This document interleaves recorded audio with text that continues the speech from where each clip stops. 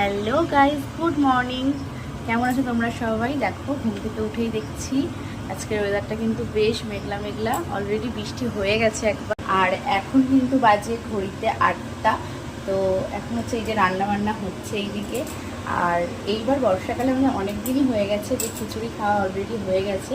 তো আজকে একটা স্পেশাল জিনিস রান্না করছি, সেটা তোমাদের সঙ্গে শেয়ার করবো। চলো, আজকে যেহেতু আমাদের মঙ্গলবার, তো তাই জন্য দেখো এখানে মানে নিরামিষ আমাদের। তো আজকে করছি, এখানে কচু বাটা হচ্ছে। এই দেখো, তোমরা কারা কারা কচু বাটা খেতে ভালোবাসো বলো তো? আমার তো নিরামিষের দিন একটু কচু, একটু শাক, এই সমস্ত হলে যেন বেশি ভালো লাগে। আর হয়েছে হচ্ছে ঝিঙে আলু দিয়ে পোস্ত, সেটা হয়ে গেছে। ডাল হয়েছে, চাটনি হয়েছে। আমাকে যদি সব রকম যত কিছুই দিক না কেন, মাছ মাংস খেলে আমি কচু এই সমস্ত পছন্দ করি। তো আমার মতন কারা কারা আছো বলো? তবে এগুলো তো আর রোজ দিন আমরা পাই না, মাছ মাংসটা কিন্তু আমরা রোজ দিন পাই। তো চলো রান্নাটা করে নিই। আর আমার মতন কারা কারা আছো এইরকম রান্নাবান্নাগুলো ভালোবাসো? যে এখানে এই যে দেখো পোস্ত হয়ে গেছে ঝিঙে আলু দিয়ে।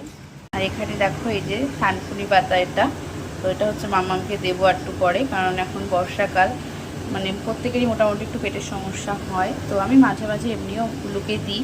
এটা হচ্ছে আমাদের পাশের বাড়ি কাকিমা দিয়েছে। তো এটা হচ্ছে গুলো এখন খাবে ব্রাশ করে নিয়ে। এখন মাম্মাম এখানে এই যে ব্রাশ করছে। Good morning.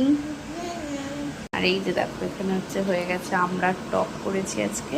তো মোটামুটি রান্না শেষেরই পথে, শুধু ভাতটা করলেই হয়ে যাবে। তো চলো টাটা বাই বাই, সবাই সুস্থ থেকো, ভালো থেকো।